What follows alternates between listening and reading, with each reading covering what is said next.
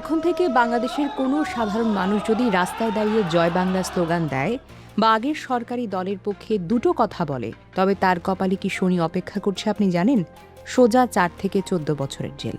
শেখ হাসিনা দেশ ছেড়ে পালিয়েছে ঠিকই, কিন্তু তারেক রহমান যে ভয়ঙ্কর একটা মাস্টার প্ল্যান নিয়ে দেশে ফিরছিলেন, তা কি কেউ কখনো খুনক করেও টের পেয়েছেন? আজ এই বিশেষ প্রতিবেদনে ফাঁস করা হবে কিভাবে অত্যন্ত চালাকির সঙ্গে একদম আইনি পথে বাংলাদেশ থেকে শেখ হাসিনা ও তার দলের নাম চিরতরে মুছে ফেলার গোপন ফন্দি বাস্তবায়ন করল বর্তমান সংসদ। দীর্ঘ 17টি বছর অনেক লম্বা একটি সময়। এই পুরোটা সময় জুড়ে দেশের বাহিরে বসে শুধু হাওয়া খাননি তারেক রহমান। দেশে ফেরার মাত্র 2 দিন পর এক বিশাল জনসভায় একদম বুক ফুলিয়ে সবার সামনে তিনি বলেছিলেন তার একটা প্ল্যান আছে। তখন অনেকের মনে প্রশ্ন হয়েছিল, তার আবার কি প্ল্যান?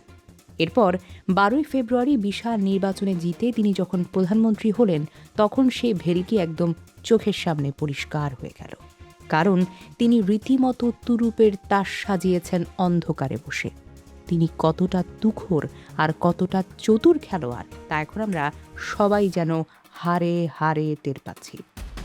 তিনি আগেই নিখুঁত ছক কষে রেখেছিলেন যে সংসদে যখন তার দল সবচেয়ে বেশি আসন পেয়ে বসবে, তখন কোনো ভোটের প্যাচে তিনি একদম যাবেন না।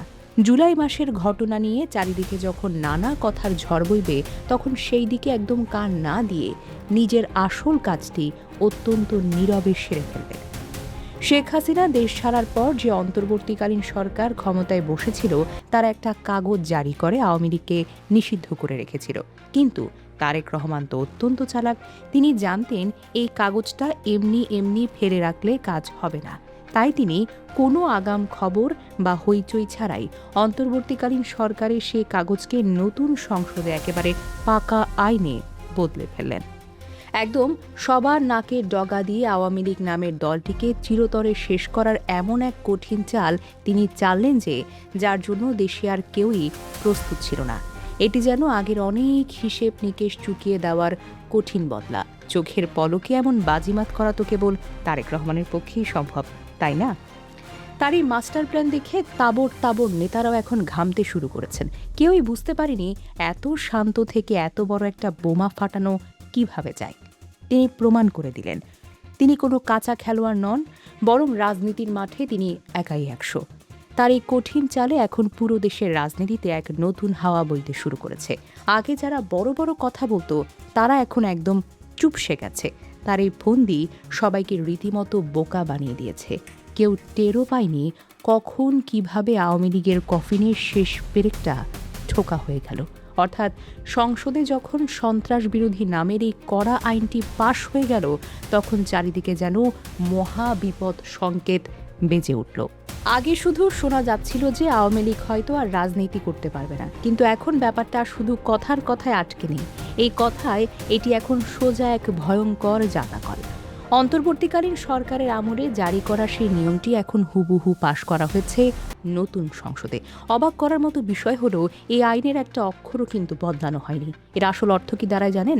তা শুনলে সবার মাথায় হাত পড়বে।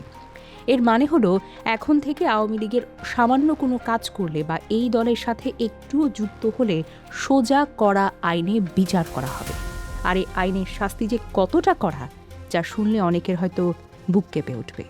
এই আইন ভাঙলে 4 থেকে 14 বছর পর্যন্ত আপনাকে জেলের ঘানি টানতে হতে পারে।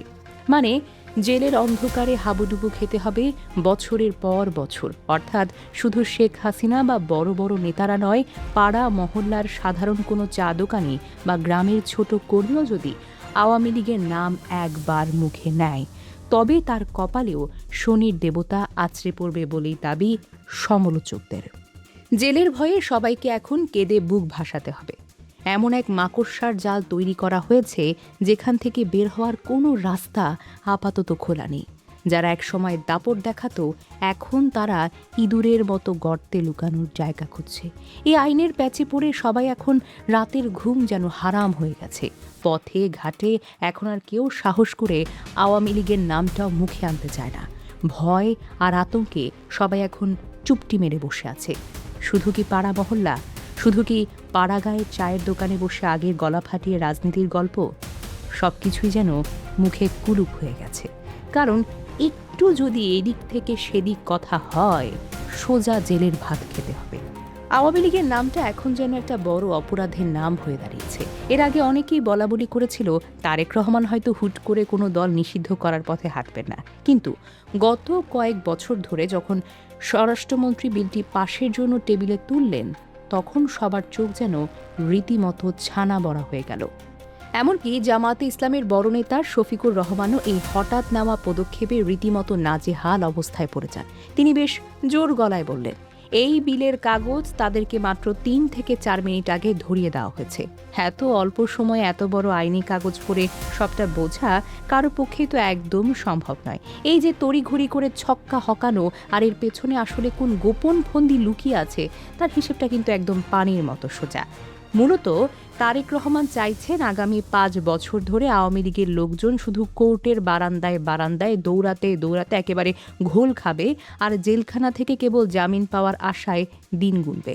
আর ঠিক এই ফাঁকা মাঠে আগামী ৫ বছর তিনি জামায়াতে ইসলামী এবং জাতীয় নাগরিক পার্টিকে সাথে নিয়ে পুরো দেশে নিজেদের রাজত্ব কায়েম করবেন। একদম নিচ তলার ভোট থেকে শুরু করে সরকারি সব জায়গায় একটা চমৎকার ভাগাভাগি করে মজার ছলে দেশ চালাবেন। আর এই সময় যদি ৫ বছর থেকে ১০ বা ১৫ বছর গিয়েও ঠেকে যায় বা ঠেকে, তাতেও অবাক হবার কিছু নেই।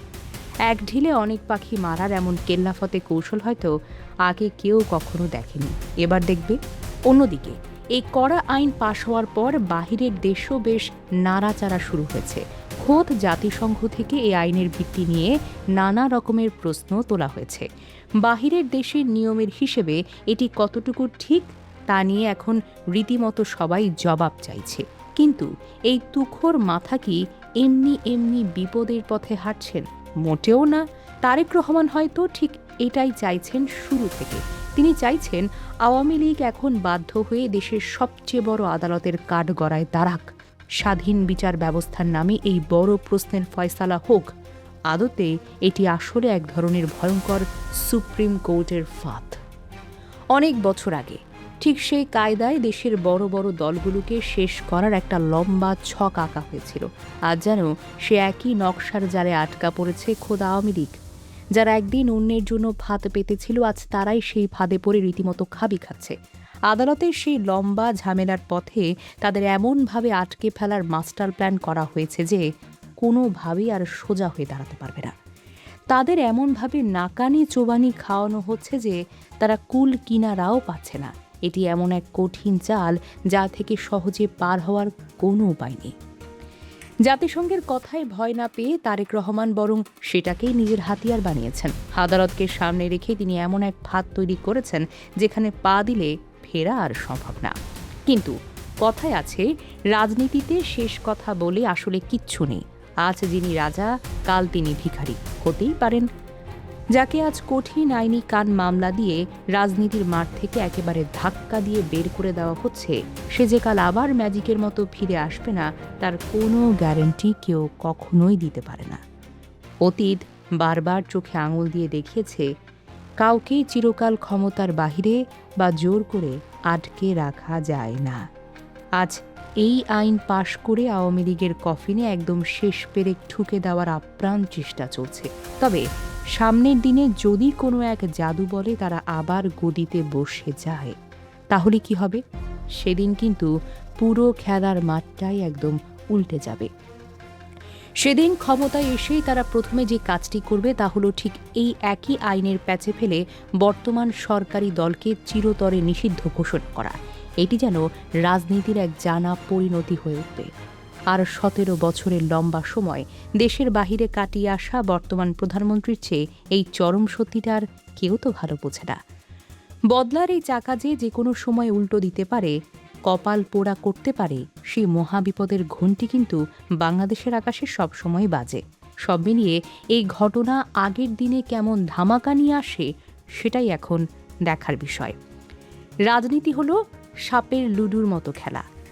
কখন কে মই বেয়ে উপরে উঠবে আর কখন কে সাপের মুখে পড়ে একেবারে নিচে নামবে তা আসলে কেউ আগে থেকে বলতে পারে না। তাই এত বড় চাল চালার পর ভবিষ্যতে কি হবে তা নিয়ে সবার মনে একটা বড় ভয় তো কাজ করছে। শেষ হাসি কে হাসবে, সময় তা বলে দেবে।